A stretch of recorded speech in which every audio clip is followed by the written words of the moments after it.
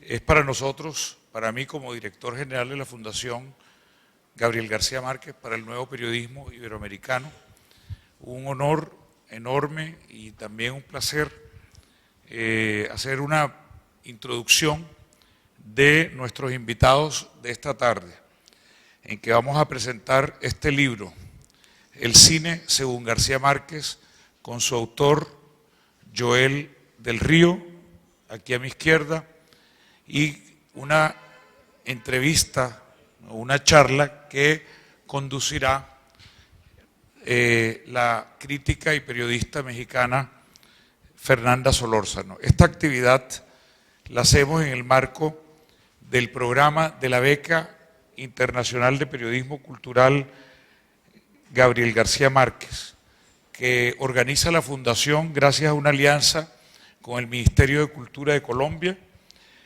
con el apoyo de The Cartago Foundation, del Festival Internacional de Cine de Cartagena, FICCI, de la organización Red Assist, del Banco de la República, que nos ha brindado esta sede de esta casa histórica, y la organización Ardila Lule, patrocinador permanente de los programas de la FNPI.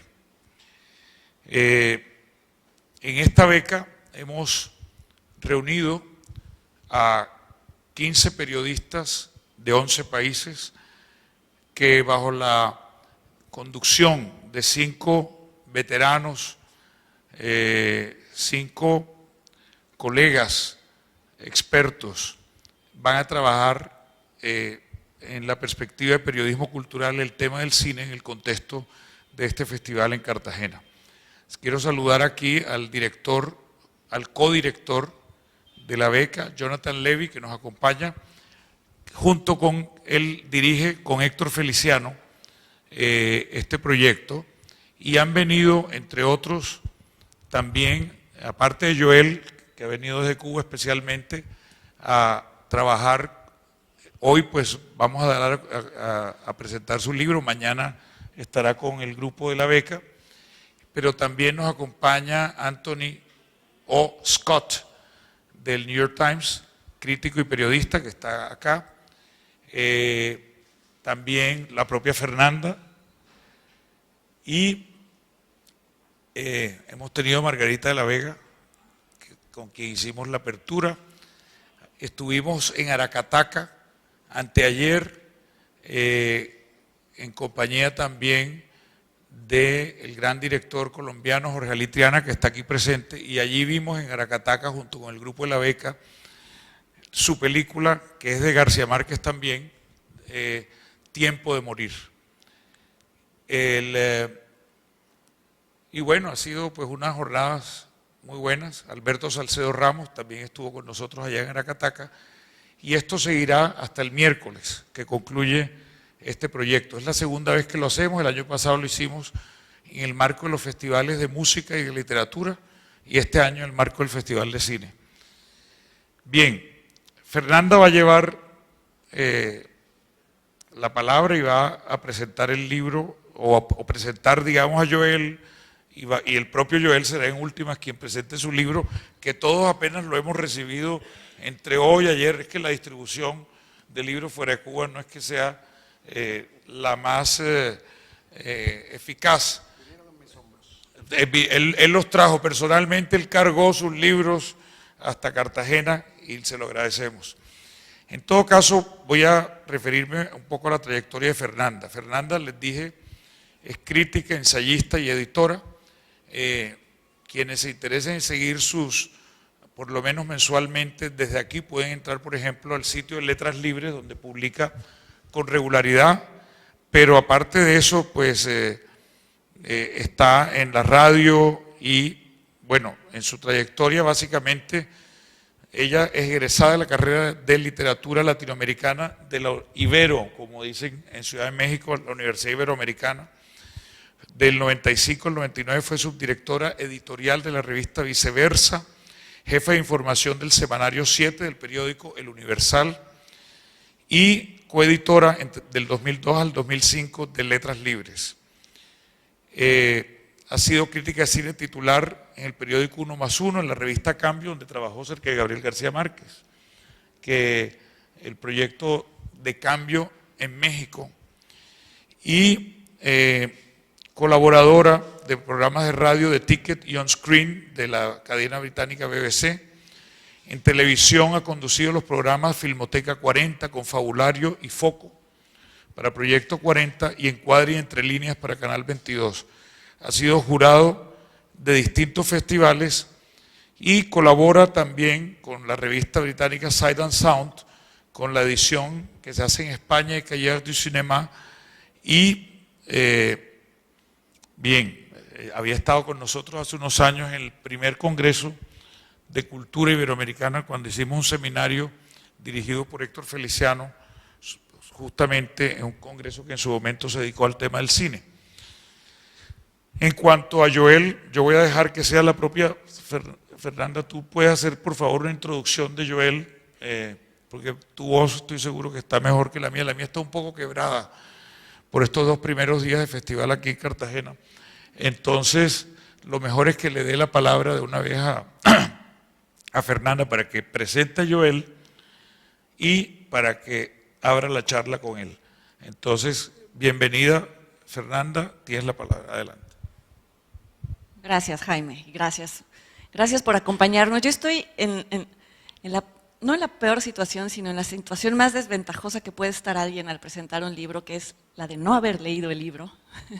Pero bueno, como bien dijo Jaime, apenas tenemos el privilegio de tenerlo tanto a Joel como al libro con nosotros. Yo no conocía a Joel y del libro he podido ojear algunas cosas. Entonces, estoy en la posición de hacer las mejores o las peores preguntas posibles, según lo vean. Las peores porque creo que van a ser muy ingenuas, desinformadas, y creo que son las mejores porque Joel me va a poder refutar y ya se lo dije, yo incluso voy a ser en algunos momentos abogada del diablo. Tengo muchas dudas y muchas de las premisas, muchas de las hipótesis que maneja Joel en el libro son muy provocadoras para los mexicanos, por ejemplo, sobre en qué películas ha influido el cine de García Márquez.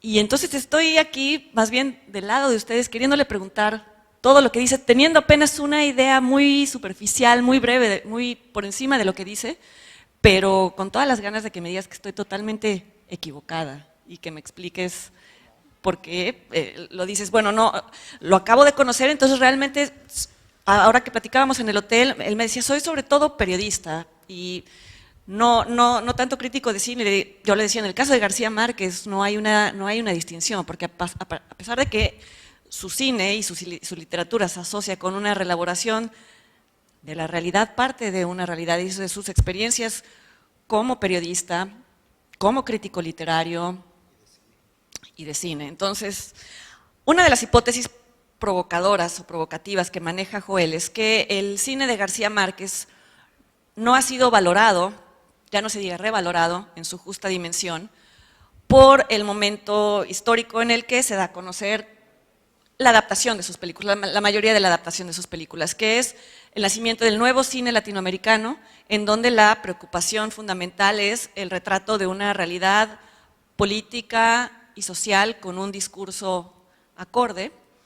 Y García Márquez, a pesar de que parte de esas mismas realidades y comparte ideológicamente muchos de estos puntos, él trasciende lo material, lo real, y los críticos en su momento, y tal vez los críticos ahora, no hemos sabido entender o no hemos sabido darnos cuenta de qué tanto él marcó una nueva dirección en la manera de hacer cine en Latinoamérica, al punto de que muchas de las películas que nosotros consideramos, este término que es muy problemático, el de clásicos contemporáneos del cine latinoamericano, están influidos por la obra de García Márquez. Películas que ya hablaremos de ella, yo jamás hubiera creído, jamás hubiera dicho que tendrían que ver algo con la obra de García Márquez. Pero bueno, partiendo de esto, Joel, García Márquez y el nuevo cine latinoamericano y la relación conflictiva con sus contemporáneos, conflictiva en términos estéticos, tal vez. Bueno, primero, agradecer estar aquí, eso es elemental. gracias a todos los que han tenido que ver, es una larga lista de gente. A casi todos he tenido la ocasión de abrazar, darle la mano con calor, pero nunca van a tener idea de cuán agradecido estoy de estar aquí.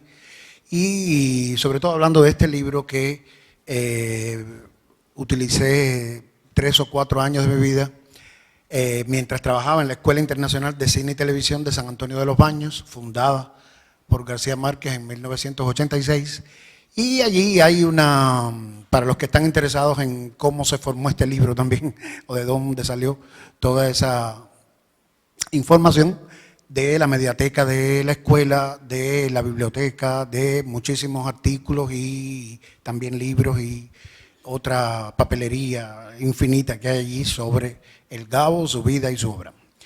Entonces, sobre este conjunto de interrogantes que me ha hecho Fernanda, que para mí es una alegría, aunque nos acabamos de conocer, porque quienes amamos el cine y quienes hablamos o tratamos de vivir de alguna u otra manera hablando sobre cine, pues enseguida creamos una conexión, aunque no estemos de acuerdo incluso en algún que otro criterio. No es el caso con Fernanda, no hemos llegado todavía a la etapa del desacuerdo.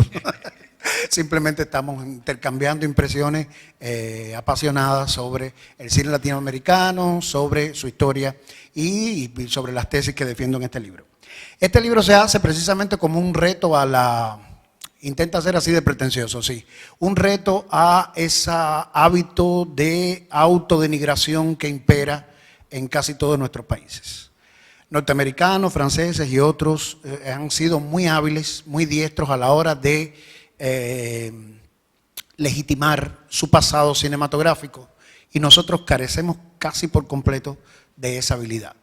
Parte de esta tendencia autodenigradora tiene que ver con todas estas adaptaciones de Gabriel García Márquez que apenas han sido reconocidas en su momento, casi ninguna de ellas, como películas en tanto cine y han sido precisamente despreciadas, sobre todo a partir de la comparación con el relato que le haya dado origen, cuando ya se sabe desde hace muchísimo tiempo que carece de sentido semejante comparación, sobre todo porque toda película se inspira, y eso lo se sabe desde hace bastante tiempo ya, en textos anteriores, textos considerados en el sentido semiótico, ¿no?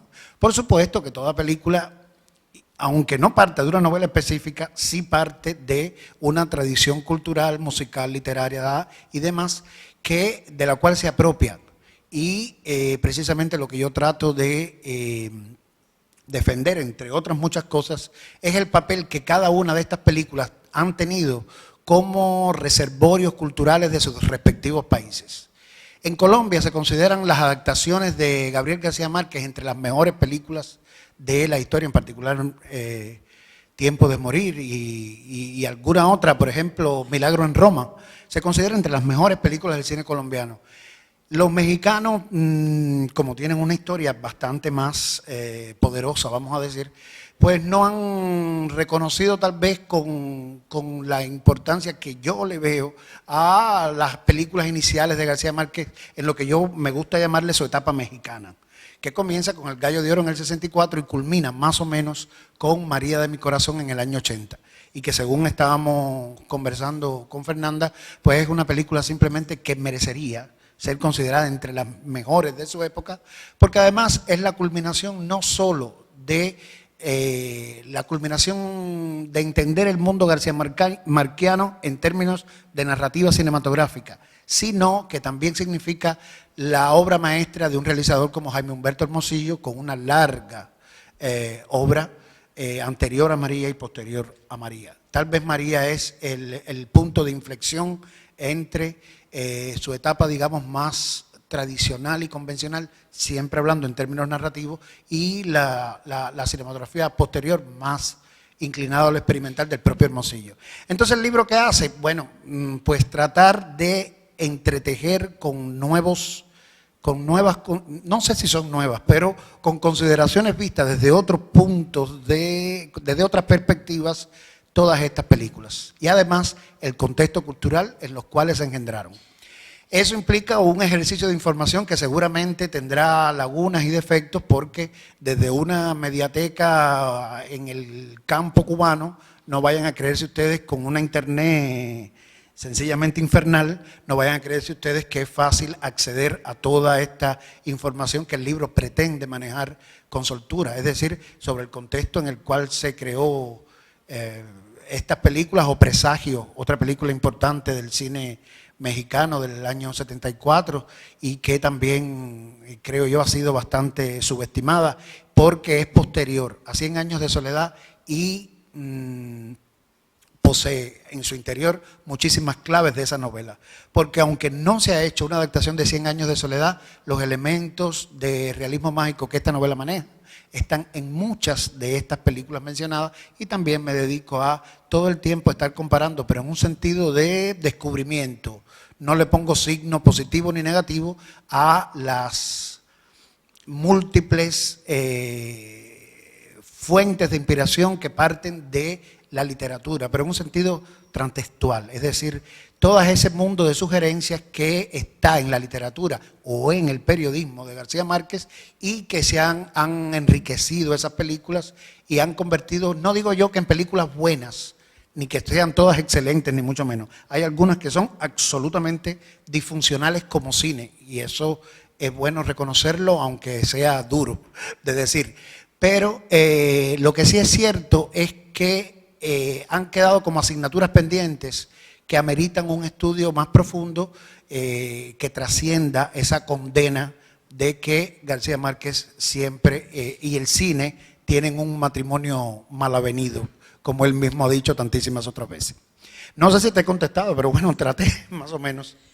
Y creo que acabas de tocar el punto conflictivo en el sentido de que ha sido tal vez malentendido o ha sido la fuente de que no se haya visto la que es con las implicaciones que tiene en el cine latinoamericano, que es el tema de la adaptación cinematográfica a una obra literaria, porque a pesar de que evidentemente García Márquez como periodista tiene una obra, no es la que le ha interesado al público de cine, le ha interesado la adaptación de el García Márquez que escribe realismo mágico, porque es con lo que se le asocia de inmediato.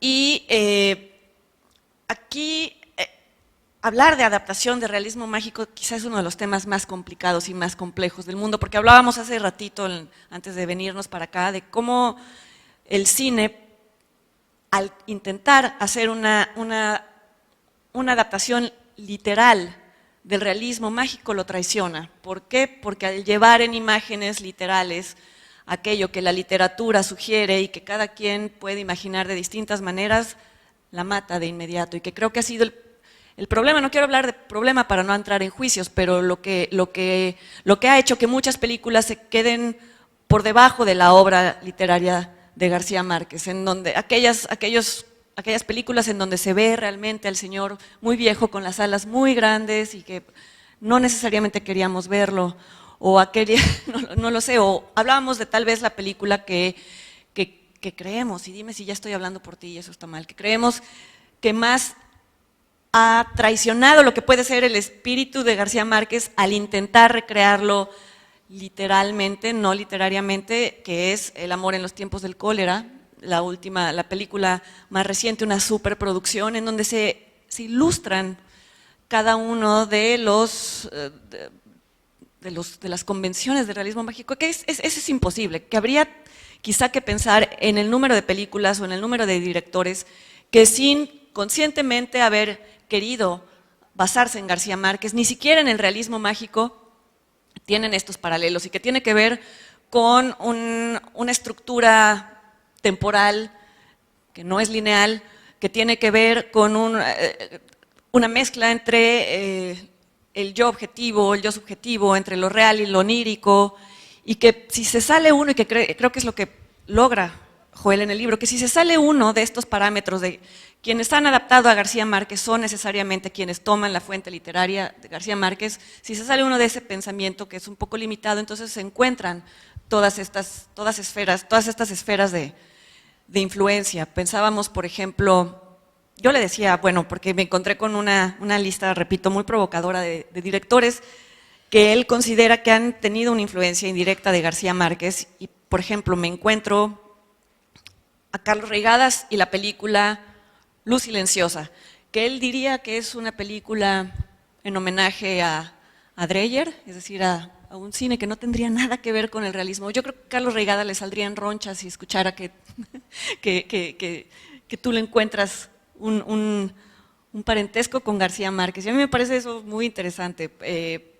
¿En qué te basaste para hacer esta lista de directores influidos por García Márquez, en sensibilidades, en cosas que, por ejemplo, Guillermo del Toro es otro de los directores que tú encuentras y que él diría, bueno, no, mi influencia es totalmente, tiene que ver con el cómic, por un lado, con la mitología de horror quizá europea, veo difícil que él aceptara esta influencia. ¿Tú alguna vez al hacer esta lista te planteaste, te pusiste en lugar de estos directores pensando en cuáles serían sus argumentos en contra? Para nada. Nunca me puse en el lugar de ellos. Me puse en el lugar de...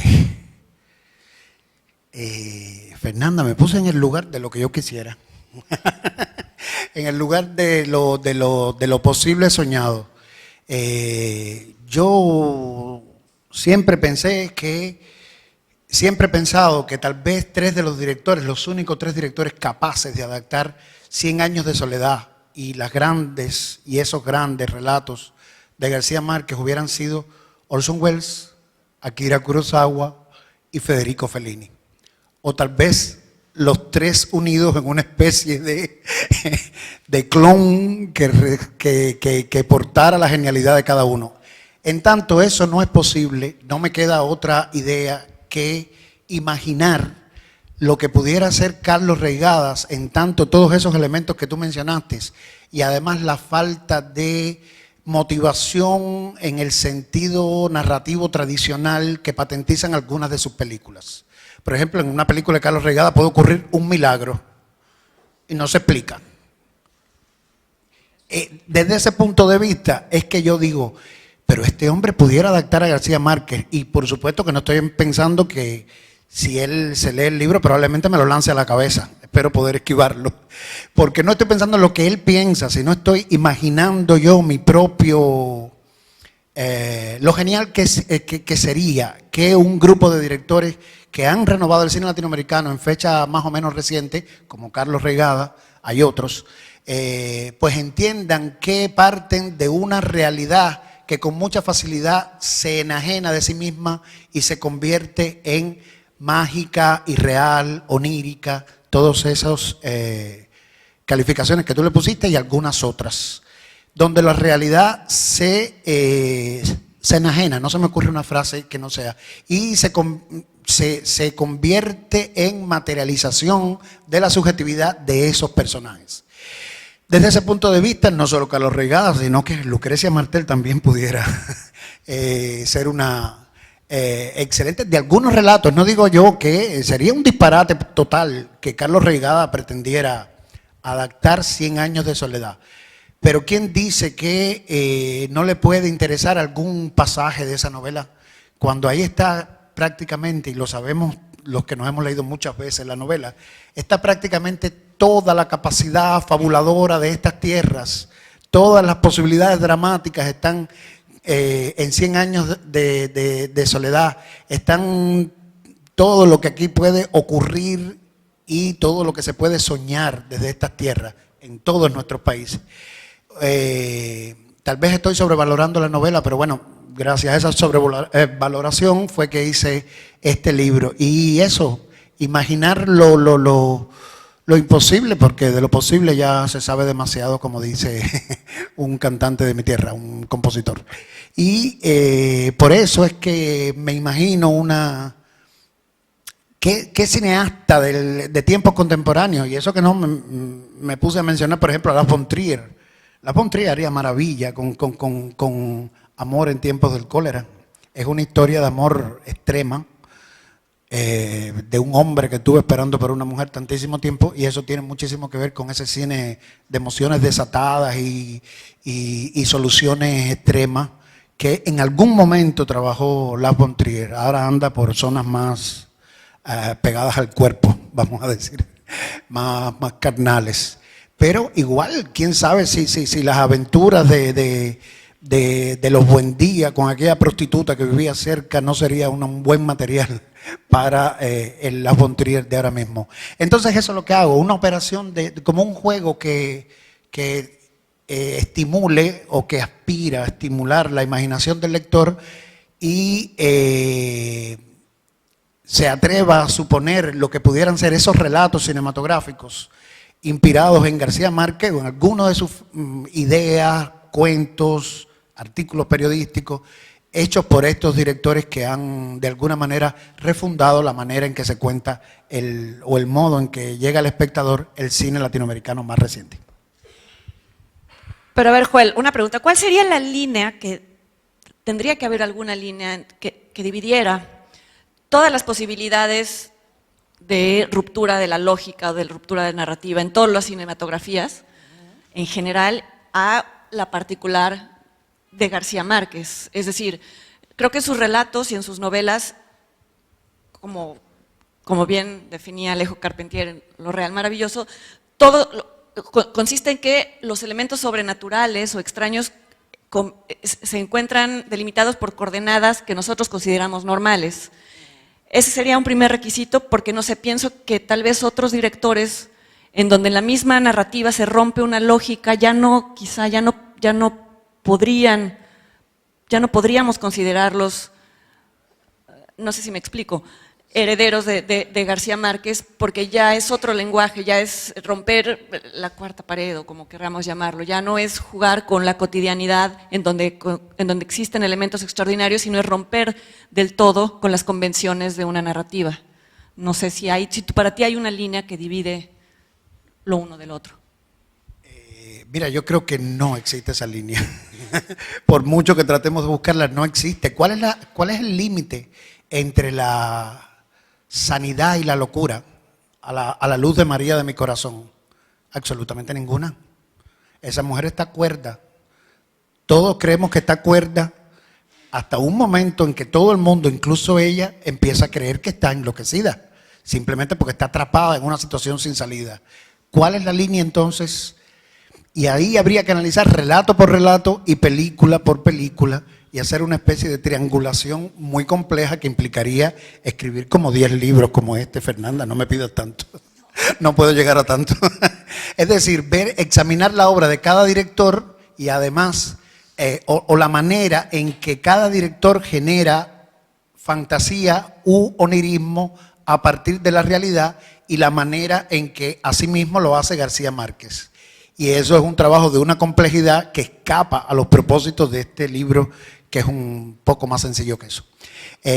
Bastante más sencillo que eso. Es decir, se pudiera hacer ese libro, sería interesantísimo, pero tal vez sería como demasiado extenso. Habría que concentrarse en pocos directores y ese trabajo yo lo hago solo con los que ya trabajaron la obra de García Márquez.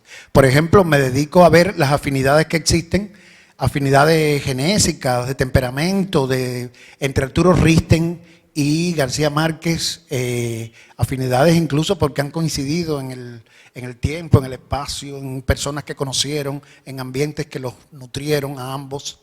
Y también en el caso de los directores colombianos, por supuesto, vienen del mismo país y eso crea una complicidad, una manera de ver la vida que nadie va a negar que es...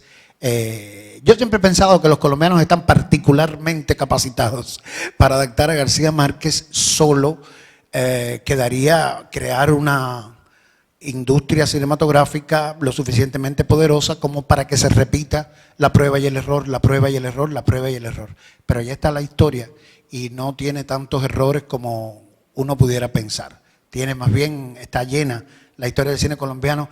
No es que esté llena, pero tiene 2 o 3 aciertos que valen por cualquier otro error. Y que están entre las películas más importantes que se han hecho en este país, en el que estamos ahora.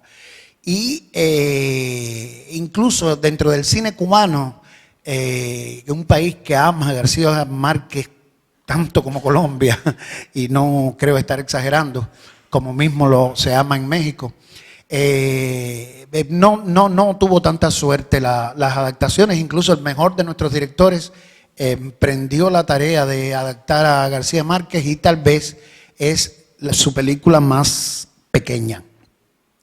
Porque Tomás Gutiérrez Alea, que de él estoy hablando en la película que forma parte de esta serie de 7 largometrajes que produjo Televisión Española, pues se limitó a tomar un pequeño episodio de Amor en tiempos del cólera. La historia del hombre que escribe cartas por encargo y que se enamora de la persona a la cual le escribe.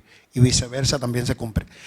Entonces también en cada director habría que ver las posibilidades que tiene de no tratar de adaptar la magna obra, de no tratar, y ha sido uno de los errores de muchas de estas películas que yo abordo aquí, de no tratar aquí está García Márquez en una sola película, aquí está todo. Eso sí es imposible, no se puede hacer. Pero a mí, por ejemplo, me llena de esperanzas del amor y otros demonios. La película de Laura Hidalgo, porque por primera vez hay una mujer que dirige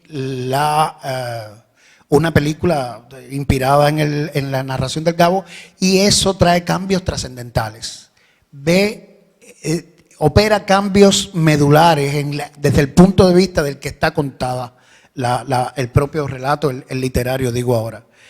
Esta es una película de un paso lento, que está todo el tiempo visto desde la muchacha, las escenas de vuelve a ser una historia de amor, ella le cambia el final, en fin, se toma una serie de libertades con el relato que le permitieron a ella hacer una película de autora en este caso, claro está, y simplemente inventarse, a partir del relato literario, inventarse la historia que ella le hubiera gustado que ese relato fuera.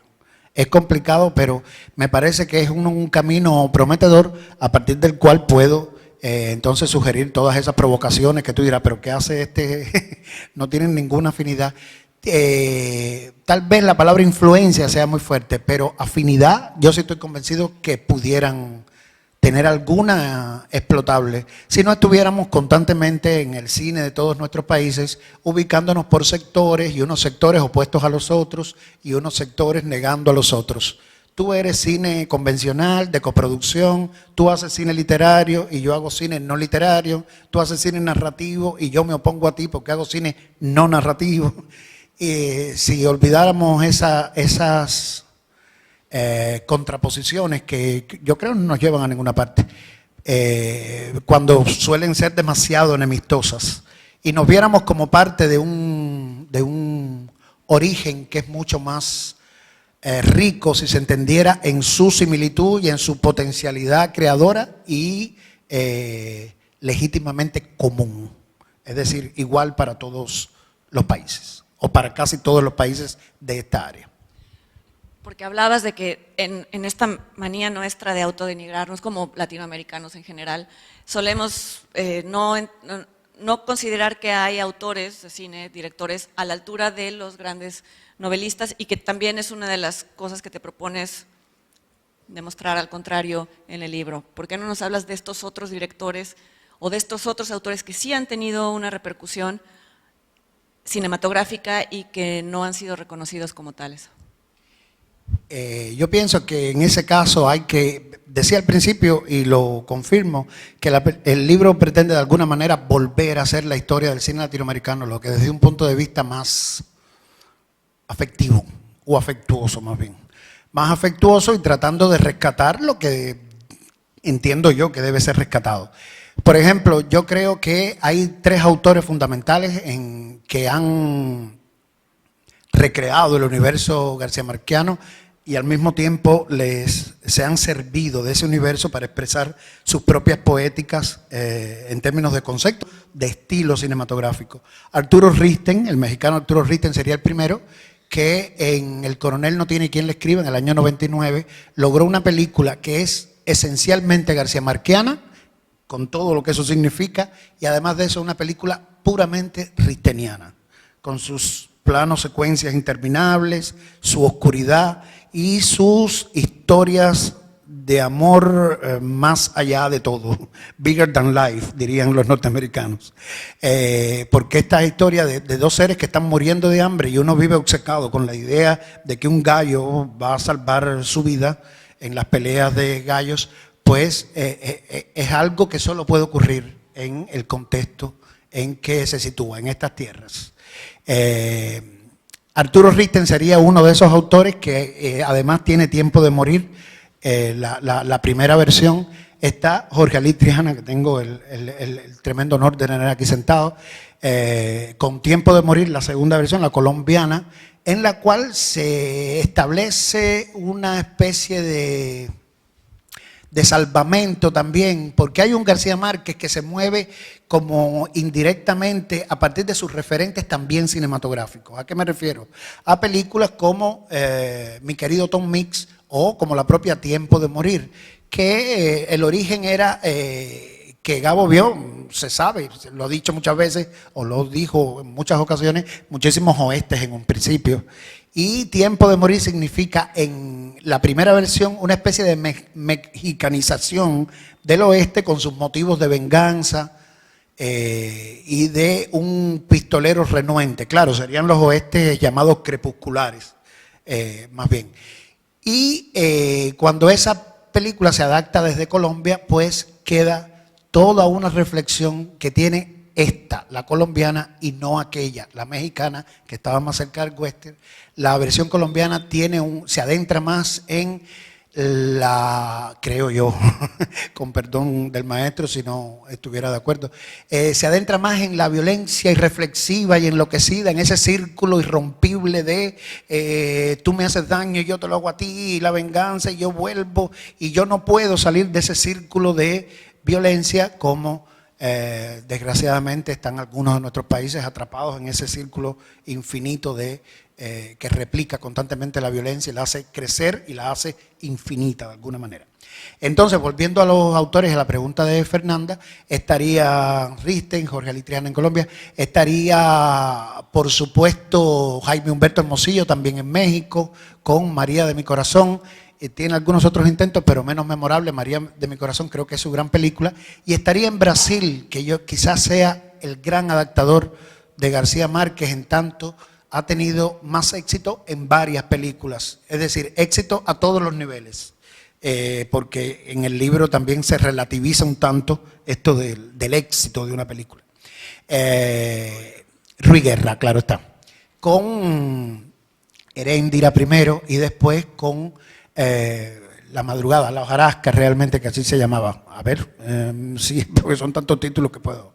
En fin, la película esta del 99, ayúdame, porque mi memoria no puede retener tanto. O Veneno de madrugada. Ajá, así se llamó, es que tuvo como 3 títulos, uno en español, otro en portugués, en fin, otro en inglés. O Veneno da madrugada. Son 2 películas formidables y las 2, tanto Heréndira como El veneno de la madrugada, tienen mucho de García Márquez y mucho... que es La mala hora, perdón, La mala hora. Originalmente el relato que es La mala hora. Y tienen mucho tanto de ese universo pueblerino, de constantes aguaceros, ese universo macondiano, evidentemente, está mucho en esos 2 relatos, en Heréndira, en La fábula de la bella palomera y en El veneno de la madrugada. Son 3 películas ya de Rui Guerra, que además es uno de los grandes valores del cine brasileño, del llamado Cinema Novo, desde los años 60 hasta ahora mismo.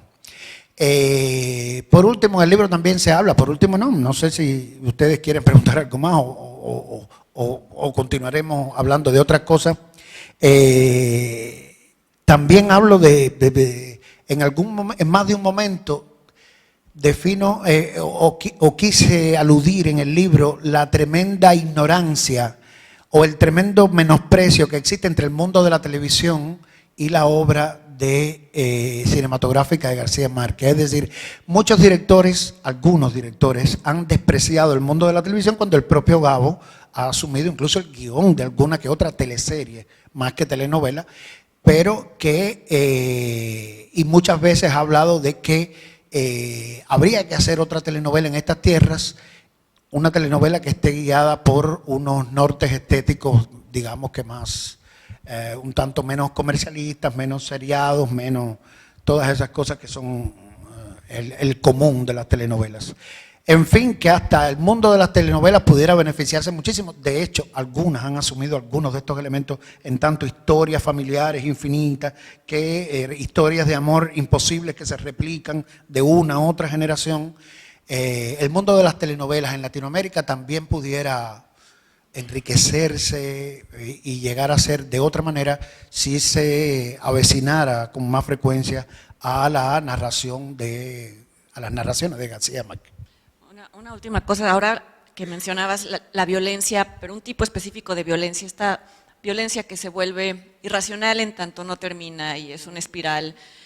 Y ahora entiendo por qué tal vez incluiste La Virgen de los Sicarios, ¿no? La adaptación que hizo Barbet Schroeder de la novela de Fernando Vallejo, y se me ocurrió, y te pregunto, si tal vez a partir de esta idea de esta violencia que es desbordada y que es casi, tiene que ver incluso con condiciones geográficas, no es la violencia, esto tal vez es un lugar común, pero no es la violencia fría que podría encontrarse en los thrillers noruegos, no sé, ¿no? Por decir algo, sino es algo que tiene que ver incluso con este sudor y con este calor y con estos desiertos y en fin, con una estética particular y con una geografía particular. Se me ocurre, propondrías incluso que a pesar de que ya García Márquez no fue un tema que tocó en su obra, se podría hacer una lectura garciamarqueana de el nuevo cine de narcotráfico, por ejemplo, en ciertos directores, en tanto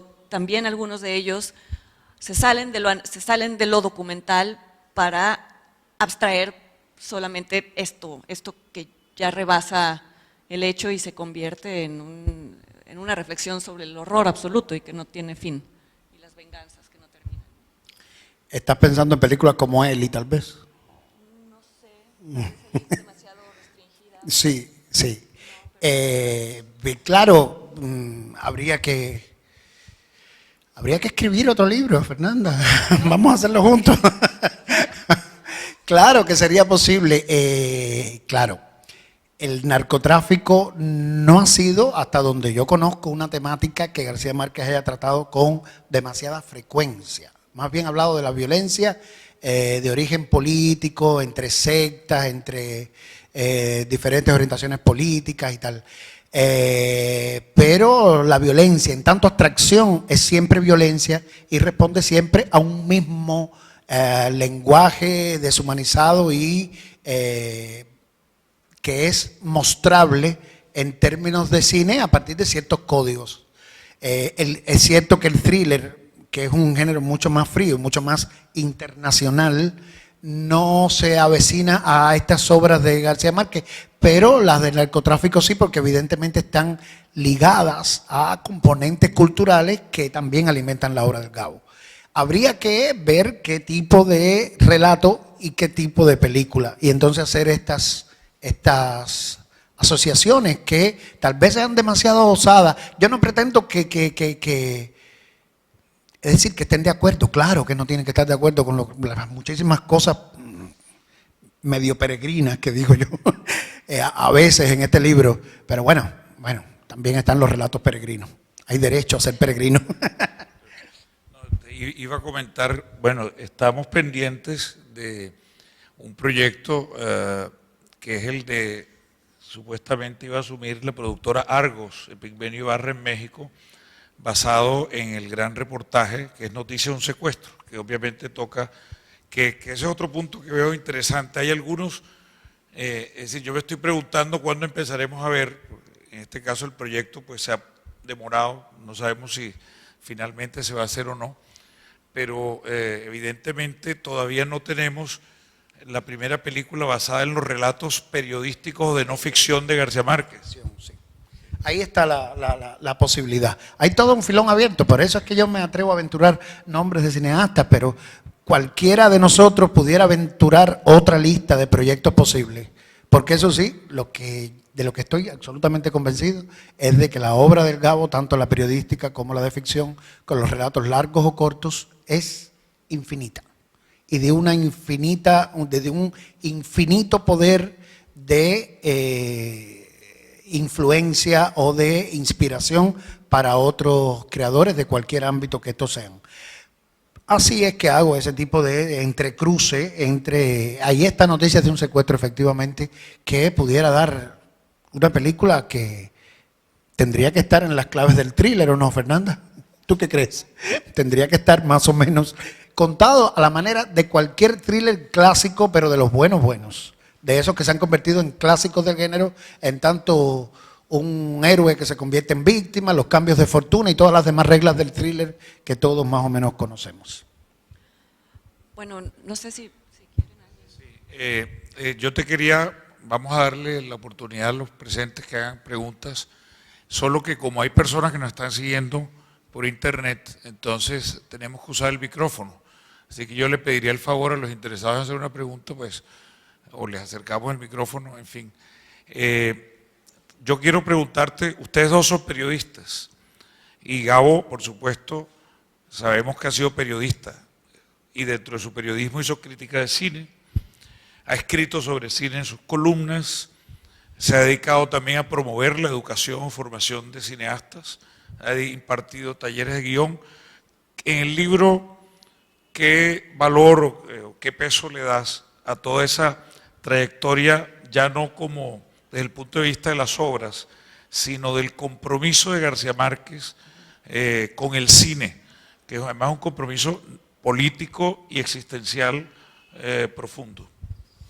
Sí, porque hemos hablado nada más de mi valoración sobre las películas y realizadores, y eso no es todo el libro. Una gran parte del libro, sobre todo la parte introductoria, se dedica a esa etapa como de García Márquez como periodista, como crítico, porque el libro de alguna manera también, como quiere hacer ese paralelo entre el cine y García Márquez, un paralelo que existe, que yo no estoy inventando, pues también tengo que atender a todas sus facetas como periodista, crítico de cine. Sobre todo en la etapa de crítico me detengo en varias crónicas que increíblemente en los años 50 anuncian ya 100 años de soledad, anuncian las grandes adaptaciones o las buenas adaptaciones y anuncian buena parte de lo que sería el mundo literario y cinematográfico de Gabriel García Márquez, como es la crítica de Milagro en Milán.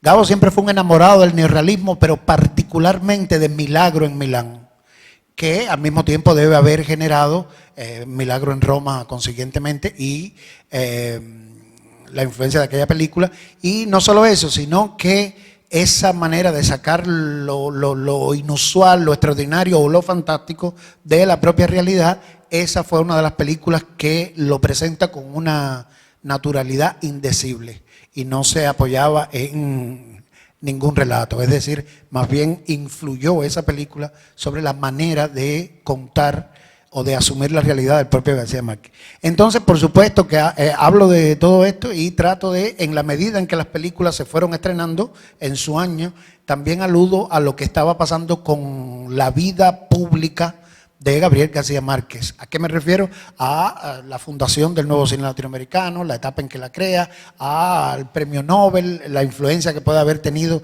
en que las versiones de esa época se vuelven más internacionales, de más altos presupuestos. Crónica de una muerte anunciada es la primera película de gran presupuesto inspirada en García Márquez y por supuesto es posterior al premio Nobel. Antes era poco posible imaginarla. Y a muchos otros momentos de su obra como fundador, como animador del cine en estas tierras, como propulsor de instituciones y de películas vinculado a los realizadores, en fin, alguien que está en estrechamente vinculado, y esa es mi máxima aspiración con el libro, demostrar la estrecha vinculación que tiene García Márquez y lo mejor del cine latinoamericano desde el año 64 hasta ahora mismo. Bien, complemento un poco lo que acabas de decir. Esa es una faceta muy interesante de García Márquez. Él no solo escribe, sino que está en la práctica. Él a su manera es un emprendedor con instituciones o con proyectos, porque igual él ha sido productor o coproductor o socio, inclusive en esa época ha estado hasta en el negocio de la distribución y producción de cine, como igualmente en el periodismo fue fundador de medios, emprendedor, aventurero y proyectos que quiso sacar adelante y no salieron, y por supuesto de instituciones como la que tengo el honor de dirigir, la Fundación, que tiene la finalidad parecida a la de la Escuela de Cine, que es formar periodistas y animar la búsqueda de un mejor periodismo.